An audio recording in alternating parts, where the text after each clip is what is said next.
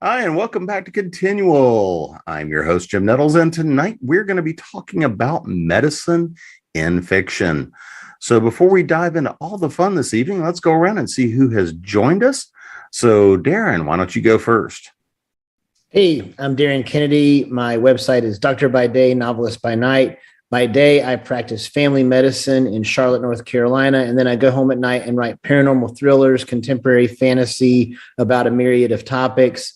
And one of the things I always try to do is get the medicine and what would actually happen with these sometimes very fantastical things, at least grounded in the reality of what can happen, even though many things that happen routinely on every movie, TV show, book, etc. we do, like, would kill you instantly.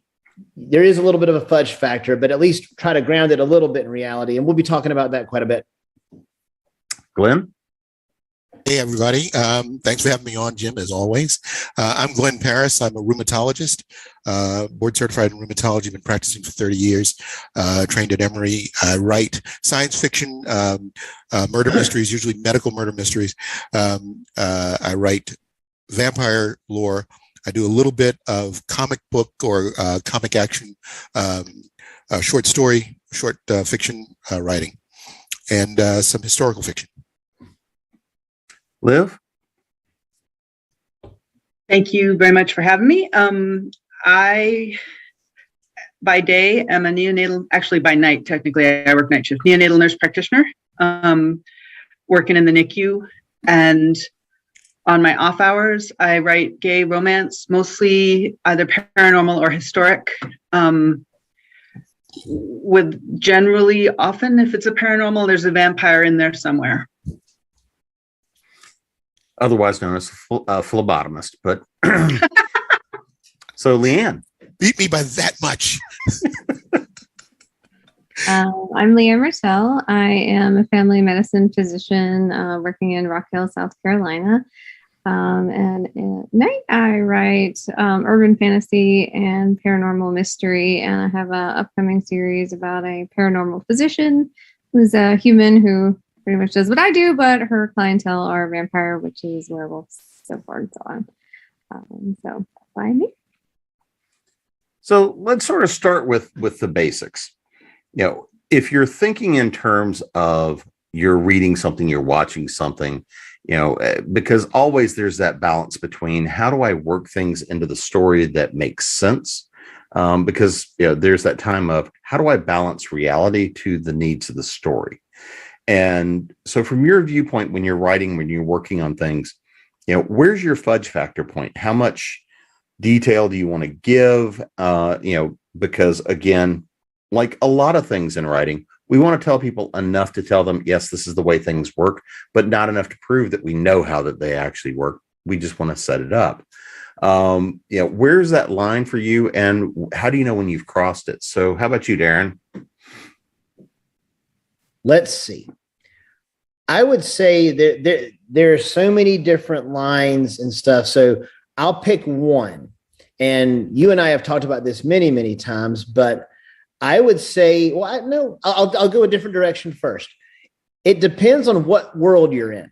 You know, if you're in a world of magic, you can do a lot more than you could in a, you know, something set in 2022 United States. If you're in a super duper high tech world where, you know, it's either Blade Runner or Logan's Run where they have the spray on skin. I can't remember which one, but if you have that, any science taken to the nth degree is indistinguishable from magic. So if you are in a place where stuff can happen that can't happen, then you have a little more leeway. If you're in this world and you're just having to have magic, etc., you need to watch a little bit more carefully. And if you're in a completely straight modern world, you should at least pretend you're playing by the rules. I'll start there. How about you, Glenn? So I love the Arthur C. Clarke reference there. So in medical writing, if you're lucky enough to be one of us who, has general access to, years of medical experience. We have colleagues that we can ask, in different specialties, hey, I got this patient, he's got a tumor. What are the latest biologic agents for personalized care of tumors, and how can they go wrong? You can do that kind of thing, because of your relationship with doctors. You can't go into a doctor's office and, as a patient, and say, how would I kill somebody if I slip this into their syringe? I mean, they call the police on you. So, it's, unless you preface it with, I'm a right. I'm an author. I write, you look me up, and I really do, write. This is just pure fiction. How would you consider doing something like that?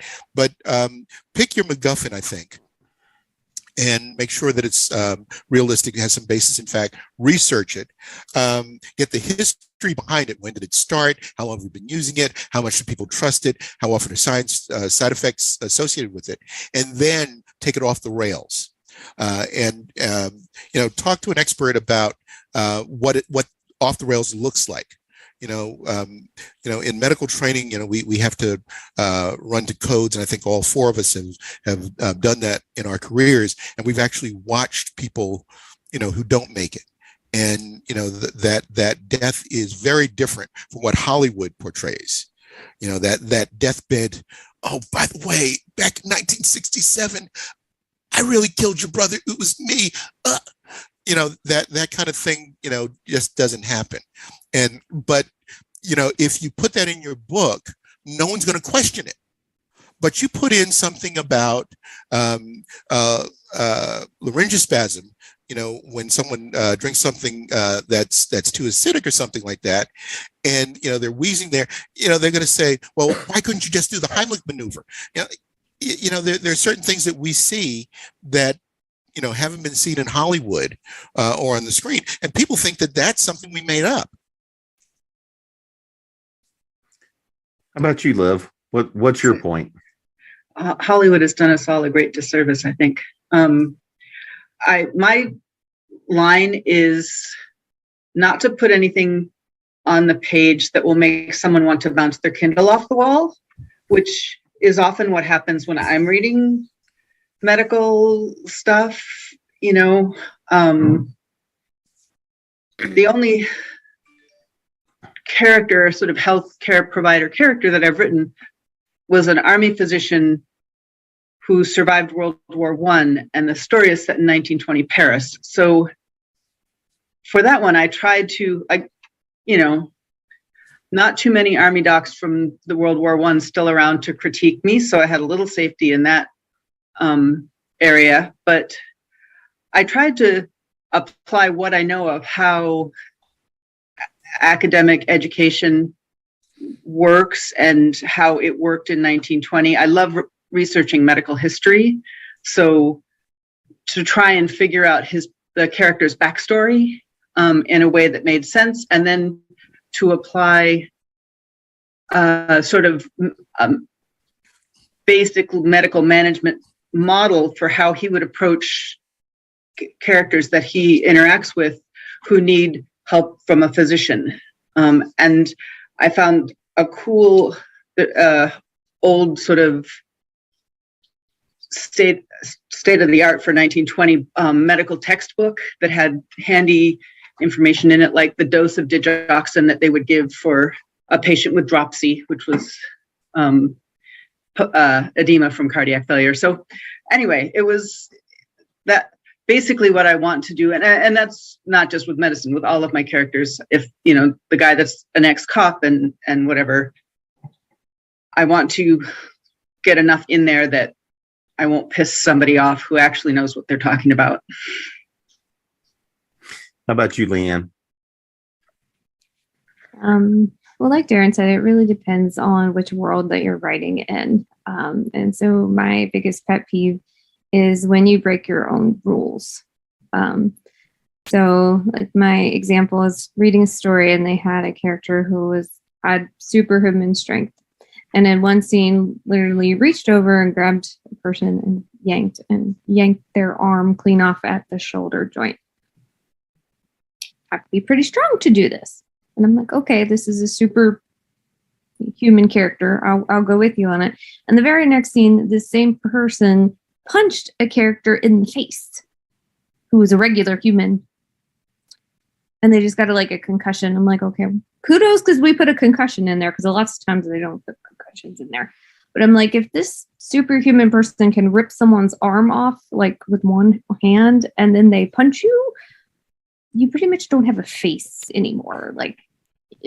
So that's my thing. If you have, your rules set up in whatever world you're in, and then you break them, you either better explain to me why that you've broken them. And she's not really a regular human, blah, blah, blah. Then okay, I can come with you. But if it's no, she's just a regular human, she just had a concussion,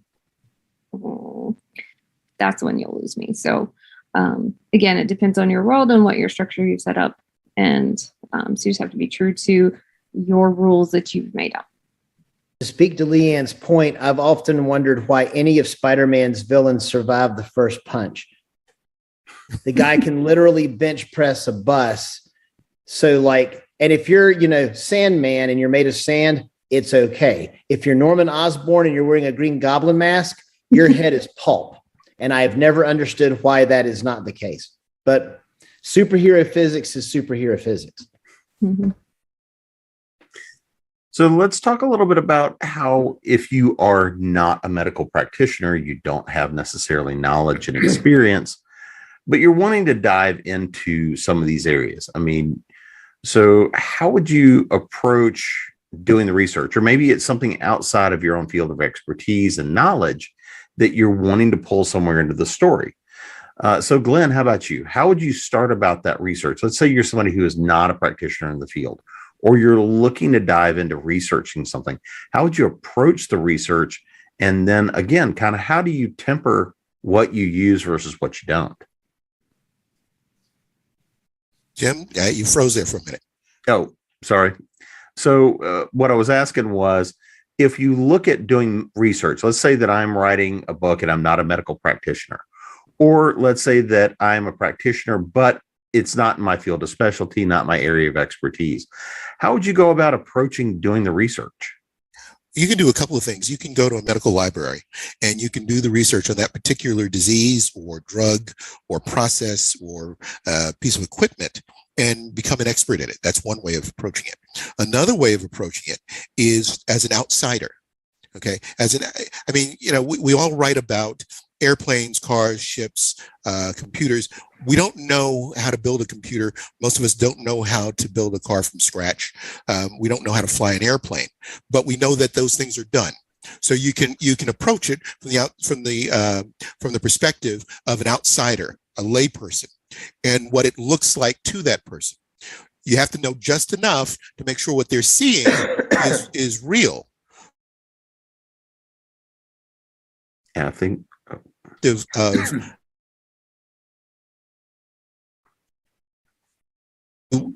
allows you to narrow your field. You can talk about the general medical background. It's an operating room, it's the hall, it's a medical library, it's a doctor's office, it's a lab or something like that. But you don't have to go into the explanation of how things work. You can take a photograph and say, okay, these are the things in the background. He accidentally knocks over a tray of test tubes. They're plastic, so they don't break on the floor. I mean, there are things that you can do to make it realistic, but observe from the perspective of an amateur or a lay person, and just pick one thing that you're really expert on, and you carry that to the nth degree with a little help from, some friends or an expert or something. How about you, Liv?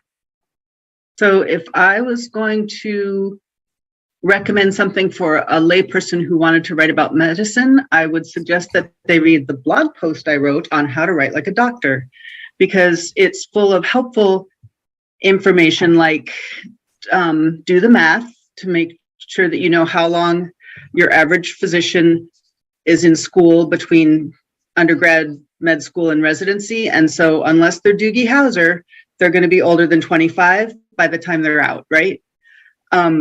What else did I put in there? Make sure that you use the right terms, You're not going to want your nurse practitioner giving the patient's meds, because the nurse practitioner, I took particular affront at that in a book that I read, because I'm like, no, I actually write the prescription and then a licensed practical nurse gives them, so use the right terminology, so you know what you're talking about. The other thing that I see in books a lot is that something will happen and a character gets admitted to the hospital because they're going to run a few tests or something pretty vague for observation. And I generally balk at that because, man, being in the hospital is expensive, and you don't get just admitted because they want to keep an eye on you. The reason you need to go to a hospital is because you need a nurse to take care of you. If you just want someone, your roommate at home can poke you every 4 hours and make sure you're still alive, kind of thing.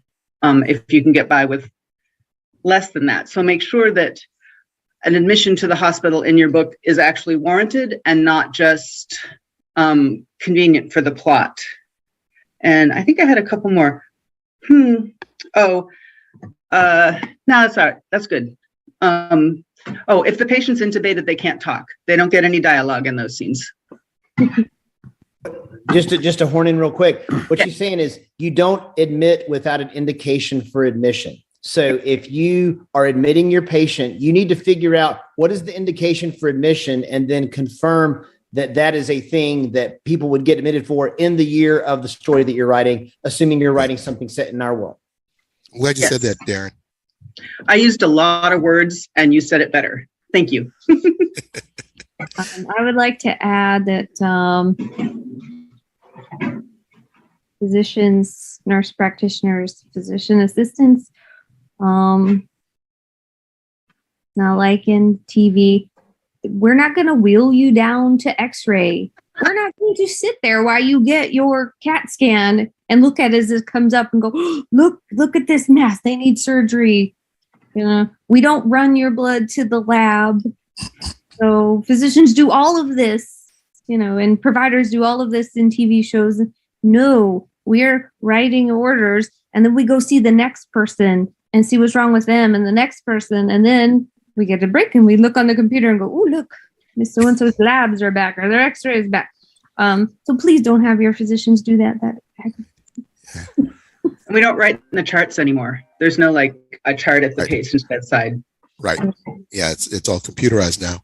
And also I like to tell people Marcus Welby is dead. There's no doctor. You know what I'm talking about. There's no doctor who's going to take care of your cold, diagnose your leukemia, do the bone marrow biopsy, intubate you, operate on your heart, remove your gallbladder, and deliver your babies. You're not going to get one practitioner who does all that. Maybe you don't. Family medicine. There you go. Family medicine. Hoo-ah. I actually can't do cardiothoracic surgery. Yeah, I was like, other than the cardiothoracic. Other than the cardiothoracic surgery, I kind of got you covered. But well, now that's just now. But 1940s and 50s, you guys would have been doing those things. Right. Yeah. And in really rural places, some family physicians are still doing all this. Yeah. And so are NPs and PAs. Yeah. They're operating. Maybe not cardiovascular. No, well, yeah. I don't know. That one I don't. Look, if somebody's heart stopped and you're in the wilds of Afghanistan, you better believe a PA is going to operate. He's going to crack a chest and he's going to do cardiac. He's going to do anything and give antibiotics later. Mm-hmm. So, in desperate times to call for desperate measures. Right. But not like replacing your valve was kind of what I was not that.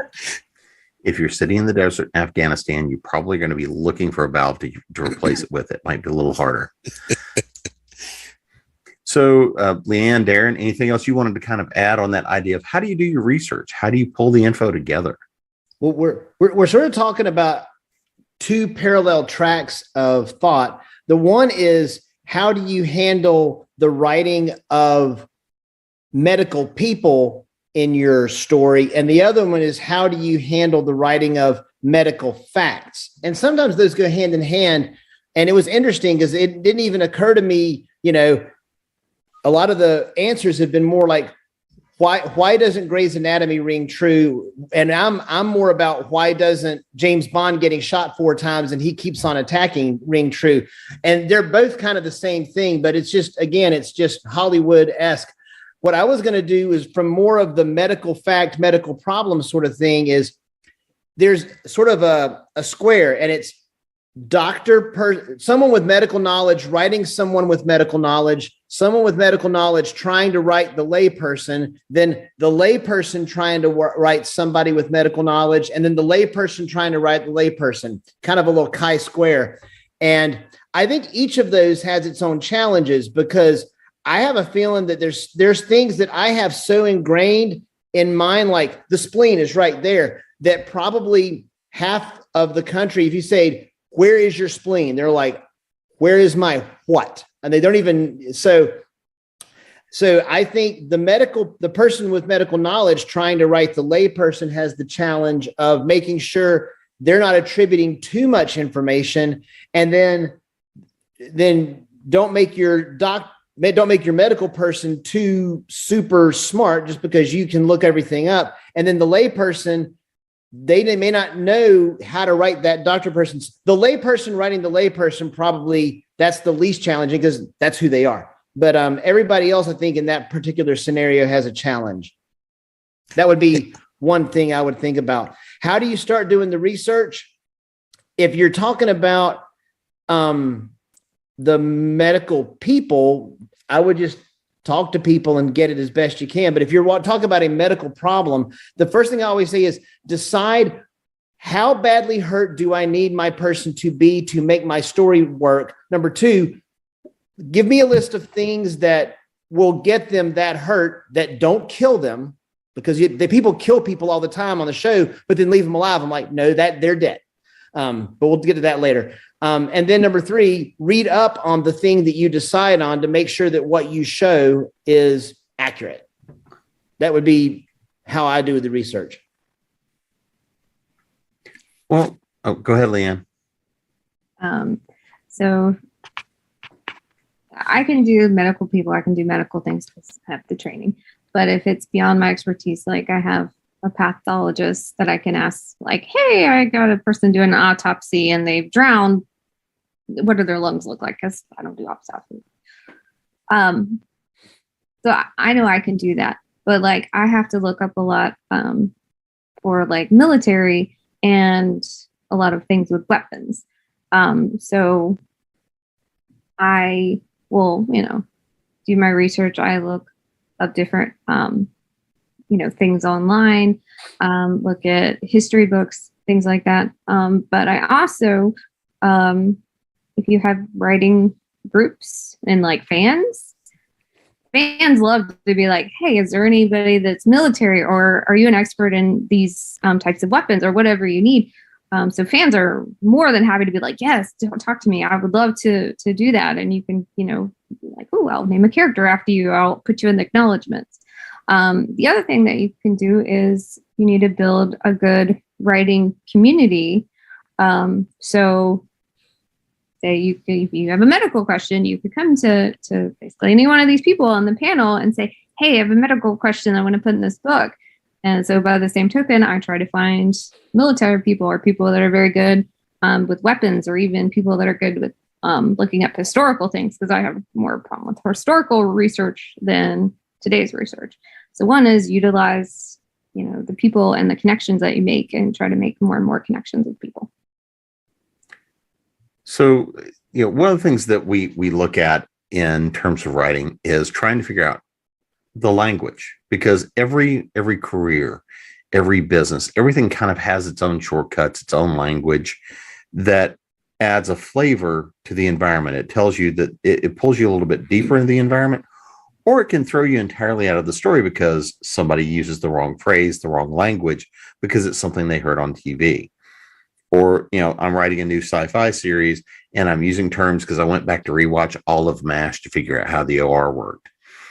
So if I'm doing these sorts of things, how do I go about really looking and understanding what I need to include that frames up the environment I'm in? Because so often, It's the language we use. It's the parts of the scenery that set it up. I mean, it's like the challenge we have with anything.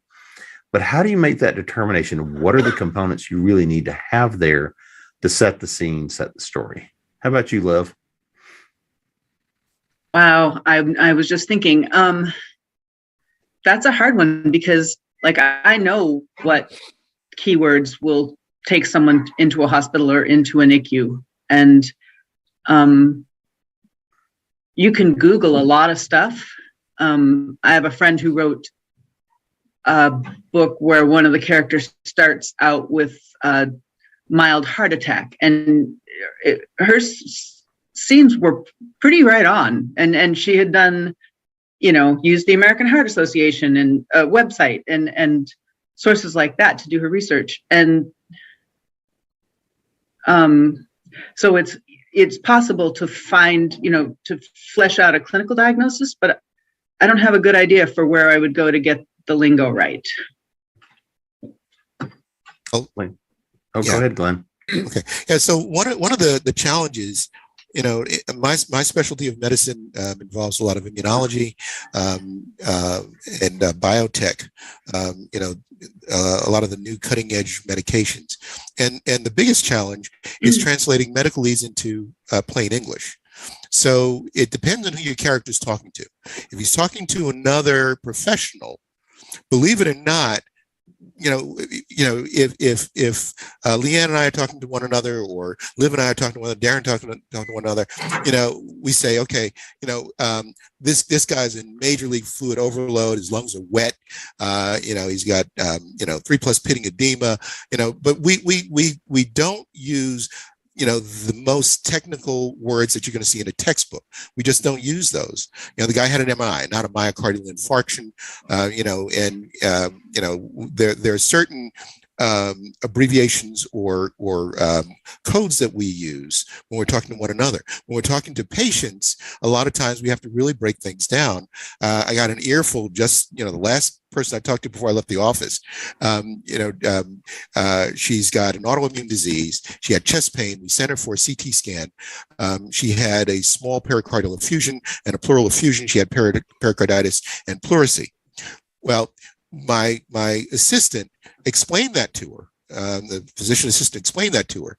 She didn't understand what was said and what the significance was. So I sat down and I explained to her, what it meant when you have inflammatory fluid around the heart and inflammatory fluid in the lungs, and what your symptoms are and what she had. She says, yeah, that's what I had.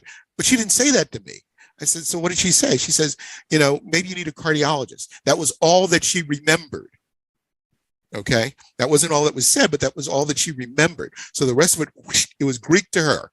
So you have to think about, when your character is speaking medicalese and you're showing off, or when are you communicating, and just pepper it with just enough medical lingo to say, "Woo, that's a doctor," but make sure that it's understandable and someone doesn't have to go to the Washington Manual to look stuff up. Which is all, by the way, if it's still in print, that's a great source for quick references for medical and surgical issues. Washington Manual. Mm-hmm. I tell my patients, because I'll have medical students come in with me and rotate with me. So a lot of times we'll pause and I'll be like, please excuse us, and we'll chat to each other. And then I turn and I tell the patient, if you don't know what we're talking about, don't be alarmed, because basically when you go to medical school, you learn somewhere in the equivalent of 300,000 new words, which is essentially a complete other language. So the same thing if it's in there and we're speaking Spanish and you don't speak Spanish, you're not going to have any idea what we're talking about. So it's sort of the same thing. So I do agree that it's who your character's talking to. If they're talking to another medical professional, they're going to talk like he was talking, because I'm going to guess most of the people listening with what he said about the patient, they're all going, what? And all of us are like, oh, yeah, because we just know what it means. Right. But that's not how we say it to the patient. And as far as, I don't know if you guys have read The Martian, but I thought that, I know it's not medicine, but I thought that book went very well with the science of it. I had to take, chemistry and physics and a lot less than, the space. But I mean, I was like, oh, interesting, very sciencey. And it's like, he takes you right to the point where you're like, I'm about to either get bored or you're going to go over my head. And then he goes on with the plot. So I thought, especially in a very, science fiction, heavily science-based novel, that I think he did that very well. So that would be a very good example of at least how to do science. I don't know if I have a medical example that's like, oh yes, you're taking me as far, where I'm like, yeah, I know what you're talking about too, and then I don't know anymore. Darin, if I can rag on surgeons for just a couple of seconds. All right. And I think everybody on the panel knows where I'm going with this. In medical, everybody's a surgeon, and then surgeons explain all kinds of medical problems. And I think most family physicians, internists, subspecialists just crack up, because trying to watch a surgeon explain an autoimmune disease or a nephropathy or a neurologic disorder is just comical. It's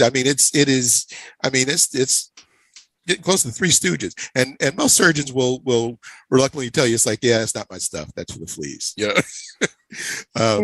which is what they often call it. But the right specialists explaining the right conditions to a fellow medical professional or to a patient is always very different. And it's probably not a bad idea, if you can, run it by somebody in the specialty, just for some of the lingo. How do you explain it to a colleague, and how do you explain it to a patient? And just get some of those key words. And I think that's a really, really good start to writing good, solid medical fiction, in the vein of The Martian, because that was great. And just as soon as you almost bug out with the math, he says, I'm going to science the hell out of this. I mean, it's great. Darin, anything you wanted to throw in? I think everybody pretty well covered it. It is kind of difficult to know where to go get the words.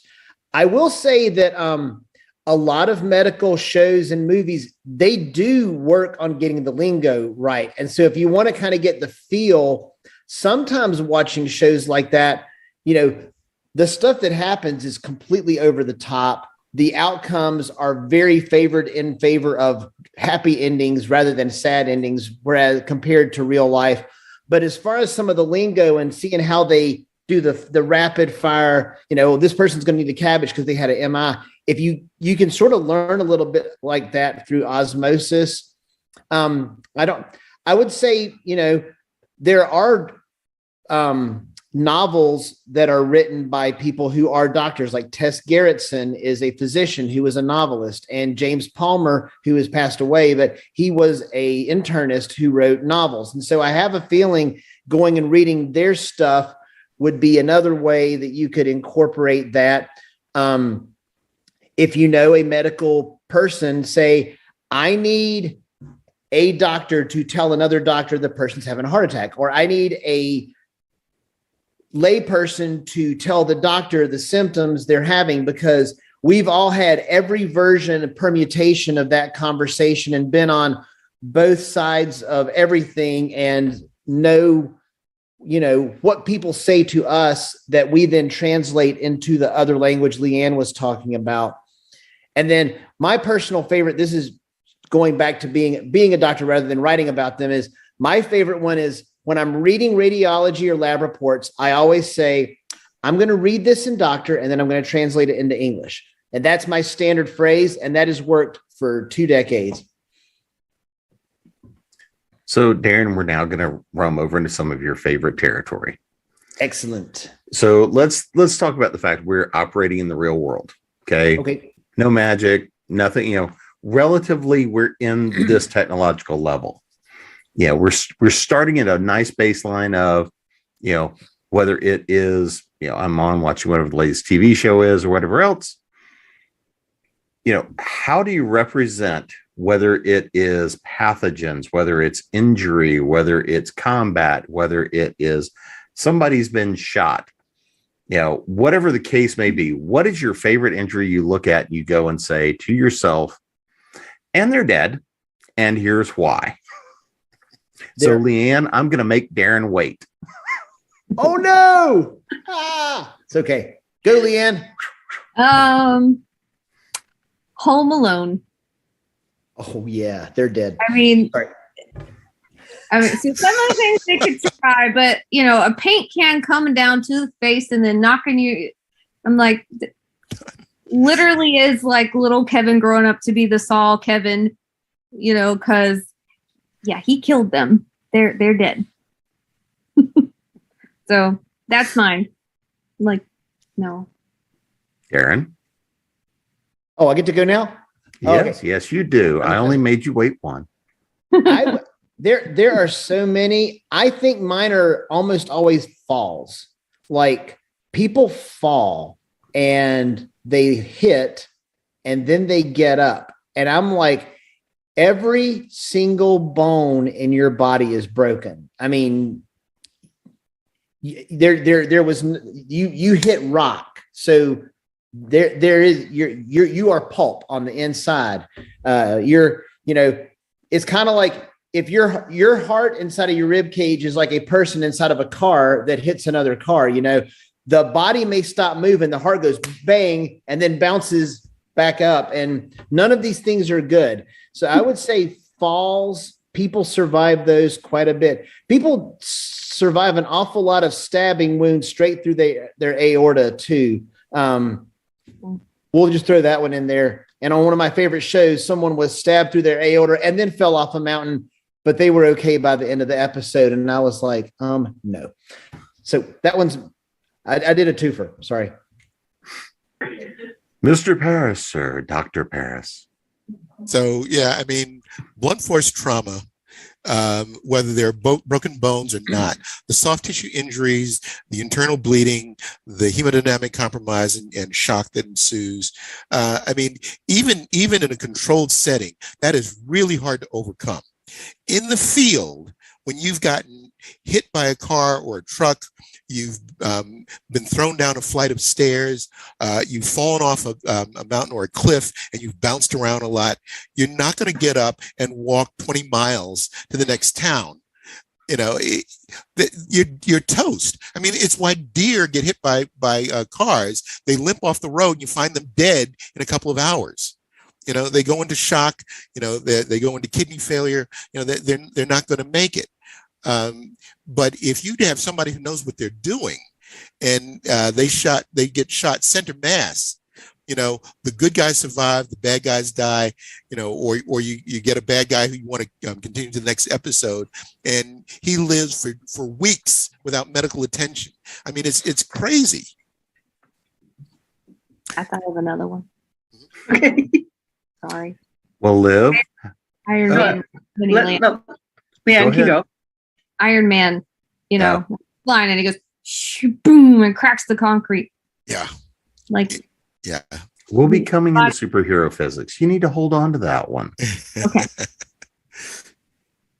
I'm going to go against the grain a little bit. I make an effort. I don't watch a whole lot of TV unless it has innings or quarters. So I don't have a handy reference for whatever show that I haven't seen, but pretty much most any portrayal of a preterm infant birth, whether it's if it's on television or in a book, they're dead. I don't know of one example where I thought, oh wow, they nailed that, they got it right. So that's my offering. I think the unspoken rule in Hollywood is don't kill puppies and don't kill kids. True that. Would that the rest of the world obeyed that law? They didn't tell John Wick that. And that's when the pregnant woman pushed the busload of kids off the bridge and kicked the dog. So go back on the blunt force trauma and Leann's Iron Man. It's also whenever you take people with normal skeletons and hurl them into a brick wall, and it inevitably breaks the brick wall, but doesn't break the person with the normal skeleton. And I'm like, everybody watching this show, you've encountered brick walls with your body. Which do you think wins the fight between brick wall and human body? I got news for you. It's brick wall pretty much every time. And then when they finally did that on the Falcon and Winter Soldier, I'm like, holy cow, somebody hit a brick wall and didn't make it. I was like, it's a first. Like, I think like in the Marvel universe, everybody's like, what happened to him? He hit a brick wall and he's like dead. Like, I don't understand. I'm like, everybody hits brick walls and they're fine. I'm like, well, since that was the next place I was going, was to talk about worlds of superheroes and medicine, because we have a blend here of ostensibly normal people running around with people that are not so normal, whether it is whether it's Spider-Man snagging you out of midair as they go sweeping by, and the laws of physics don't seem to matter as you snatch somebody, or Superman sweeps in, the Flash comes by. If we look at, if you're writing and working in worlds of superheroes, where you've got the superheroes that have some sort of physical enhancements, versus the regular humans running around. We're already into a land of having to suspend a certain level of disbelief, but you guys have already started to touch on these. How do you start confronting that and treat it in such a way that does not entirely destroy credibility, or because you go and you say it's superhero world, we're going to just do what we want to do? So Darin, I'll let you go first on this one. Okay. I've just recently this week finished my magical chess game trilogy. And so in this one, it is set in the real world, but there are magical people, and one of my characters is a healer. And so I'll say I gave myself a little more leeway, since I have a magical healer, to bang my people up a little bit more, but have them actually be able to get back to the fight. But when I say we end up in the hospital no less than 3 times in the first book. Like, we go to have a fight, and then the next scene is we're in the ICU, and then we go have another fight, and then we're in the ICU. I mean, because when my character got hurled into a tree, the next scene was not her walking down the street. The next scene was her with a tube down her throat, and everybody going like, I hope she makes it. Because we didn't have the magical healer at that point in the book. And so, and like I said at the very beginning, it has to do with what have you established you can do in your world to fix things. If all you've got is what we have in the hospital down the road in 2022, then make sure you don't kill your character and then have them just be okay. Either kill them and leave them dead, or make sure that whatever you decided that you are going to do to them to put them out of the fight for a little bit isn't something that would actually kill people, because then you lose credibility, in my opinion. Glenn? Well, since we're talking about Marvel, and I actually have a little experience writing with Marvel, they go crazy. All right. So the whole idea of someone getting mortally injured. And that's what, when you go up against the Hulk, or you get hit with, some kind of alien blaster that's supposed to burn through steel, essentially you're dead. They're designed to kill you. You've got a nuclear powered behemoth who hits you with an angry punch. You're going to go through the wall, but before you go through the wall, you're already dead. The concussion to the brain, the internal organ damage that you've incurred, the internal bleeding, the broken bones, the loss of integrity of the rib cage, so you cannot breathe. There's no way you're going to survive that. You might have a couple of heartbeats when that pulp runs down off the wall that you finally hit, but you're not walking away from that one. I think probably one of the best things that I saw was the Hawkeye series on Disney Plus. where Hawkeye is deaf, and he's got an earpiece. He's got a hearing aid, and one of the characters says, "Why do you have a hearing aid?" And then you get these flashbacks of all the explosions and near explosions this guy's survived, and it's like, hell yeah, he's got hearing loss. So that was a little a teaspoon of reality.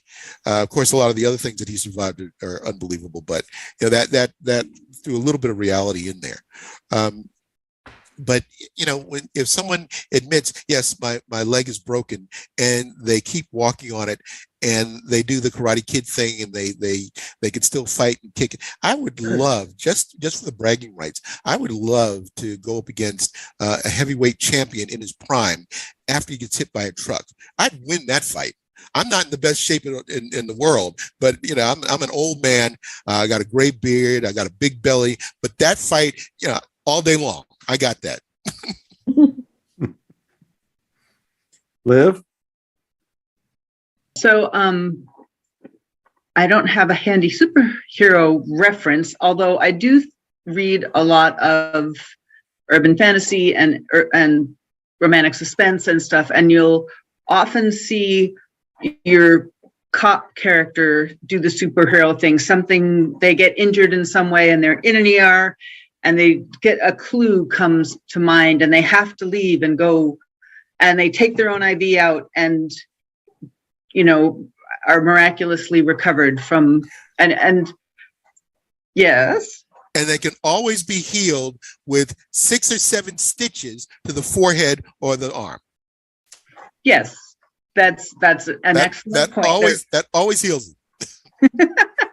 And don't forget the magic that occurs the moment a bullet leaves your body and is dropped into a metal bowl. Because the sound, apparently, I learned at Wake Forest Medical School that the sound waves from the metal hitting the bowl radiate outward and tickle the pituitary gland and send healing hormones down through your body so that you are instantly okay. And that's why you have to get the bullet out. If ever I read a scene wherein our hero did that kind of thing, and a nurse came up to him and said, if you leave AMA, your insurance is not going to cover this, then I would believe that actually would work for me.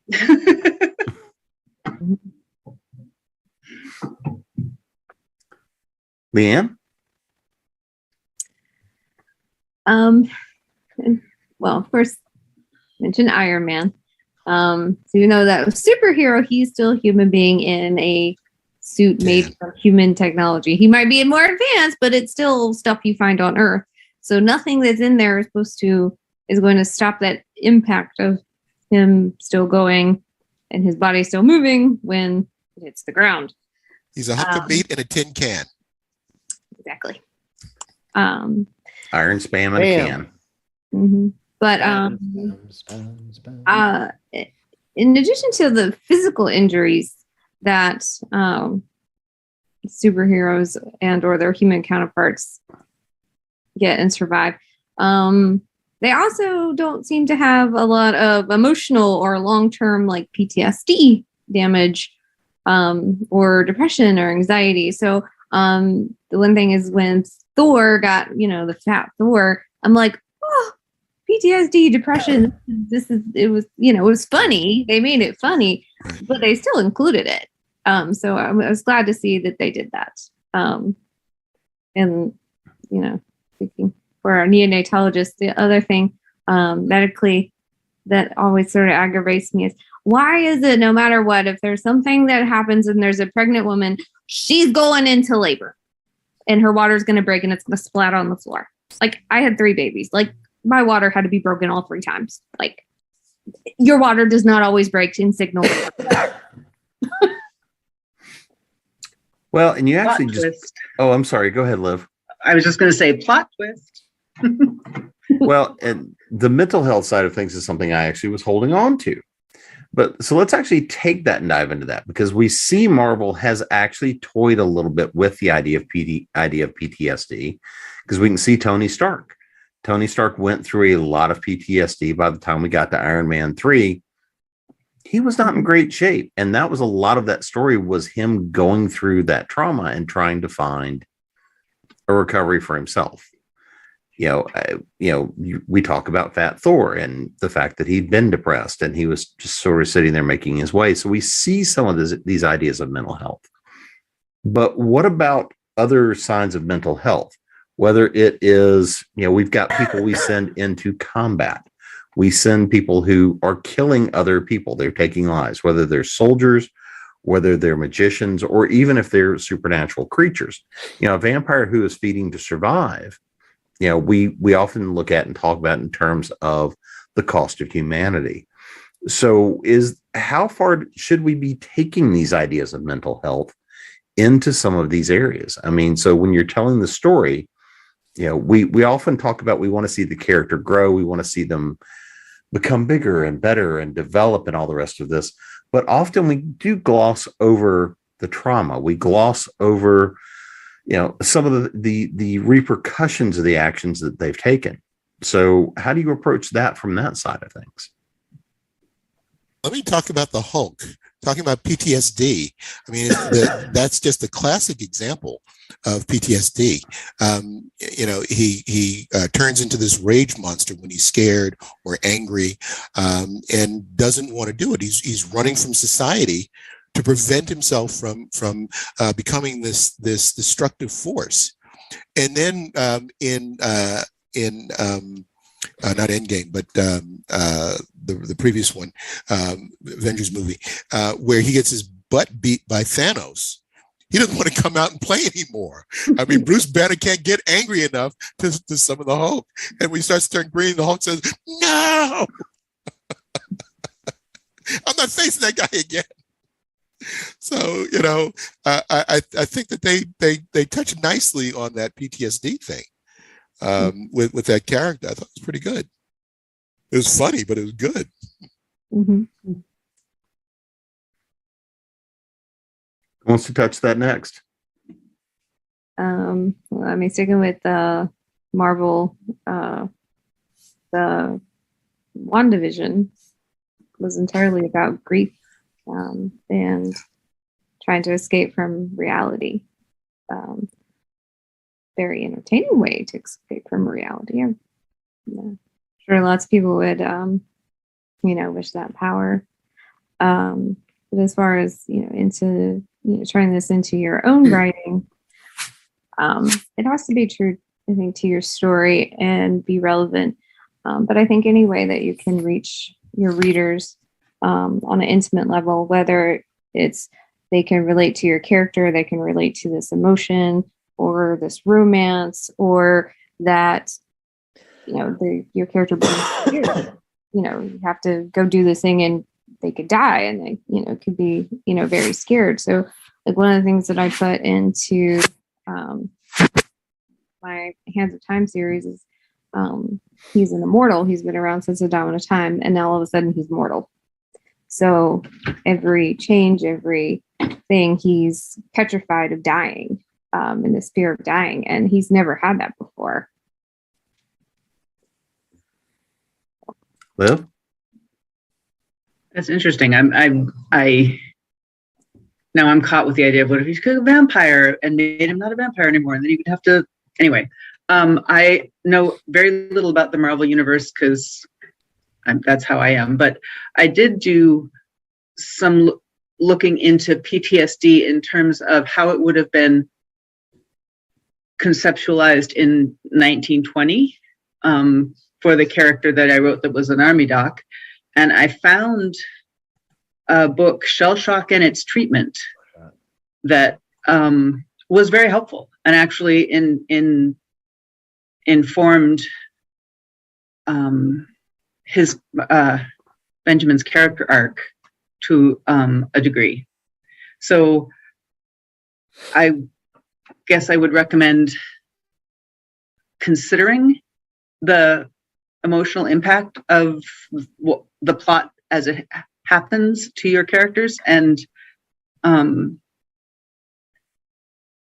try to operationalize that and see how it looks in the real world.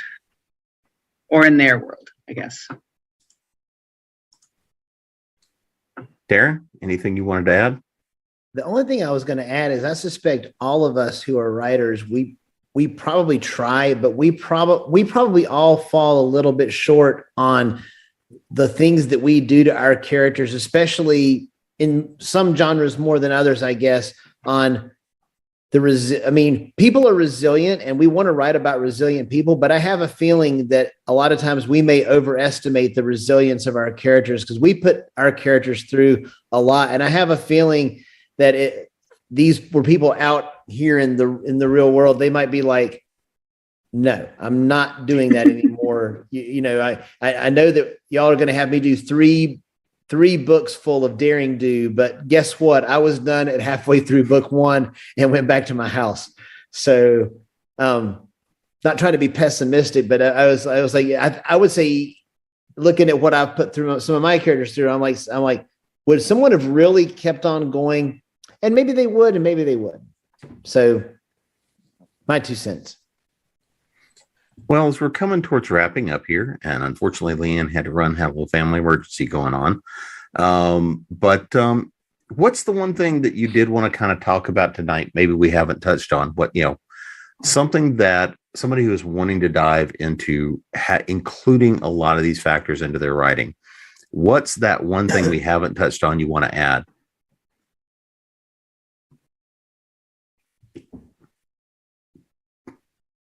I came with a list and I started off reading from it. So I think you've covered pretty much everything. I think someone trying to write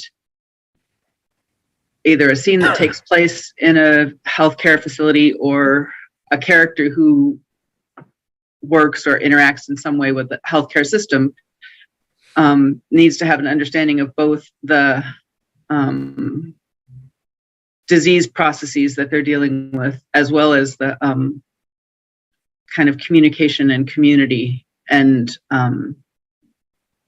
social aspects of it. And asking people who are living it is a darn fine way of getting feedback when you've got your scenes drafted. Darin? I think I'll just circle back around on stay on the credible side of credible when you're writing stuff. It doesn't have to be quote unquote realistic, but I would say feasible is important. Probable doesn't necessarily have to be it because we write a lot of improbable things, but I would say keep it feasible. If your person fell off the Empire State Building and they're me, when they get to the bottom, they're gone. And if they're not gone, then you better have some pretty awesome magical science fiction-y something or other explanation for why they are not currently pulp. Glenn? Well, I mean, you can write around the holes in our scientific knowledge at the cutting edge. The thing about science fiction is it's got a shelf life. Either it's going to be proven right, proven wrong, or remain a mystery. So those are basically the three elements of forecasting the future. But the other thing is, from a medical standpoint, motivation. What is the motivation to do something either really good or really noble or really bad or really angry when you have a terminal diagnosis, or if you are you've got a fever and you're out of your mind because of that.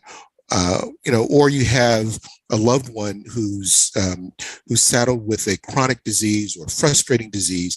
How does that change a character from what we would all expect a rational person to do to doing something that's irrational? So those are some of the things that you can play around with, and it gives you a lot of latitude. Because you can say no reasonable person would would act in such a way to do A, B, and C when they know they're going to get caught, they know they're going to get killed, they know that they're going to, screw everybody in their team at work or whatever, or their family. But there are certain things that may motivate you to do the unthinkable. And that's a really good way of approaching a medical topic without having to be an expert in the medicine or the pharmacology or the surgery or the imaging of that particular disease process. Just knowing the prognosis is dismal, is chronic, is unthinkable. You can get people to do some really awful crap, when they're faced with those kinds of things. So, Leann, how about you? What's the one thing we haven't talked about tonight that you think that somebody's diving into writing something in medicine or something around these practices? What's the one thing we haven't touched on you want to add to?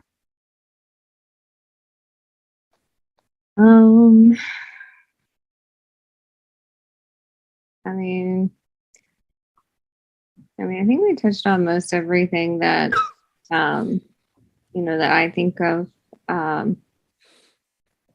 I would say if you're going to show if you have a medical professional, make sure they're doing appropriate behaviors, like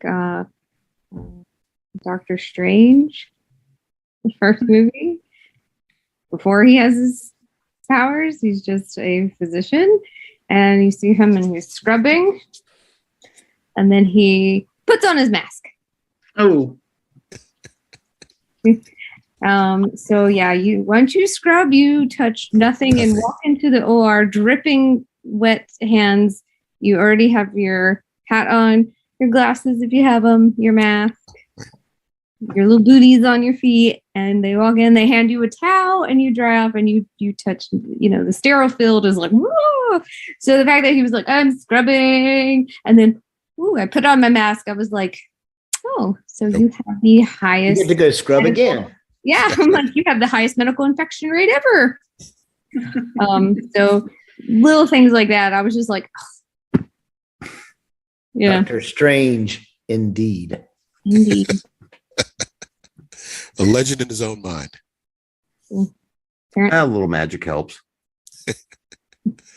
Well, I want to thank everybody for coming to hang out this evening and for a fantastic conversation. But before we get out of here, let everybody know where to find you, website, social media, and what's that latest release you've got out or whatever you want to promote. So, Darin, how about you? I am at DarinKennedy.com, and those are my books. Glenn?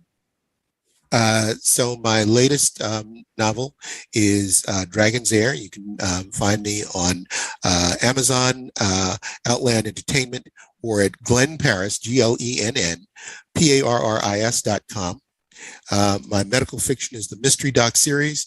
You can get The Renaissance of Aspirin on Amazon or Barnes & Nobles.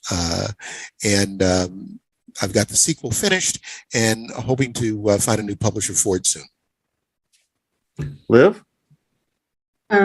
You can find me at livrancourt.com or on most social media sites with some variation of Liv Rancourt, either all smalls or liv.rancourt or something, because I'm on most of them, probably more time spent there than necessary, truly.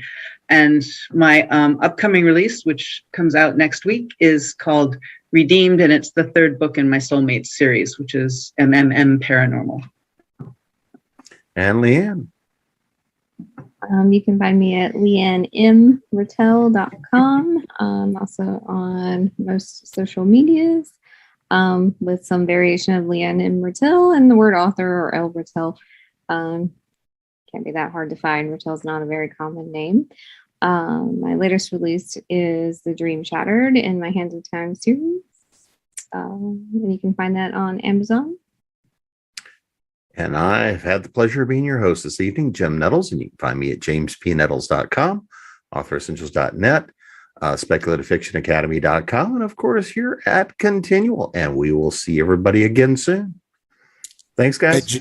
Night, Jim. Thanks for having me. Great to meet everybody. Night, guys.